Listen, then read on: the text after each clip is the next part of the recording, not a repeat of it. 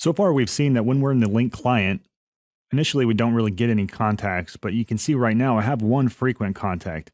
And that's because Lync will automatically add the 10 most frequent contacts to this frequent contacts group based on modality. So for example, somebody I call on a regular basis is going to be higher in that list than somebody I IM. But you'll see those, the last 10 right there in that list. In this organization, I only have one other user right now that's Lync enabled. And I've been doing audio calls with her all day long, and that's why she's kind of showing up there by default. I can come in here, right click, and do some things. I can also remove her from the group. So if I don't want her in there, I can remove her. Or if she was never in there to begin with, I could go in here and search. So I'll say Desiree, there she is. I can right click, and then I can pin her to a specific group. So I can pin her to frequent contacts, or I can add her to a contact list. So here I can put her in all contacts. And if you're looking for ways to get people on your list, this would be one way to do that. So when you're logged into Lync, say your boss needs to be on this list, you can just search for him up here.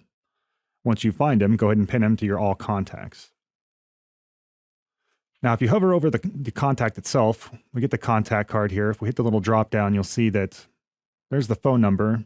So Lync actually pulled that out of Active Directory. So Lync is doing some things for you, checking the information out of Exchange and AD, populating your contacts information that way to give you a better idea of is that user's phone number out there?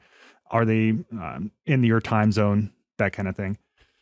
If you come up here, hit this little drop down arrow, you see this option to look at the Outlook properties. So as long as I've got Exchange, you can see that pops up the contact card and there's the user's address and all that good stuff. Now, if you look back over here, you can organize these guys by status. And I don't have a whole lot to show right now because I only have one contact. But if you organize by status or by presence, you'll see that all of the contacts you have that are online will be grouped here. All the ones that are away will be grouped there, unavailable and unknown. So pretty self-explanatory there, but that might give you a better way of searching through your existing contacts once you've added them.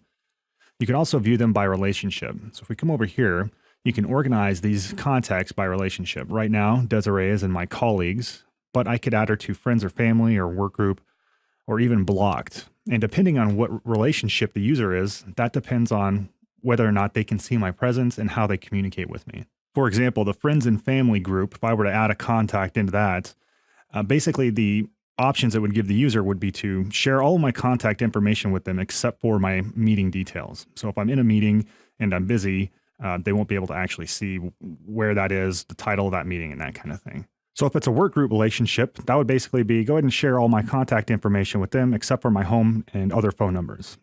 So maybe my business number, but not my personal details. External contacts, that's going to be federated users, and we'll look at that in a later video. Those will automatically show up in the external contacts relationship. And really all you'll be sharing with them by default is your name, title, email address, company information. We also have some other policies that determine on the server side how some of that information is given back to those users. Block contacts, pretty straightforward. You have to manually assign people to the block contacts relationship, but that would basically be somebody that cannot contact you through Lync at all. They can't see your presence. They can't see you in IM or anything like that. Now, one other thing to point out that's kind of been a nice addition to Lync is if you come up here, you'll see that you have this activities, and this is some of the social networking aspects that you can share with your contacts in Lync. So you can see that I've set a picture up for myself earlier today, and it actually changed that status as an activity, and other people would be able to see that. So if Desiree, in this example, were to set something, maybe she came in and said, "What's happening today?" And she said, "I'm filming a video," for example. In my case, I dump that in there into my activities. If another user that I'm on their contact list clicks on the activity feed, she might see that under here and say, "Oh, okay, what's going on with you today?" So you can update the information here, kind of like setting your status, almost like a Twitter or Facebook kind of update. And then the people that have you listed as a contact will see that information in here. And I don't have anything for anybody else, but these are mine right now.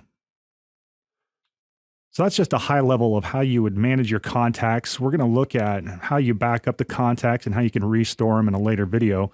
But keep in mind, they're basically something you have to manage on an individual user basis. And when you log into Lync, you're not going to see everybody in the environment that's been Lync enabled.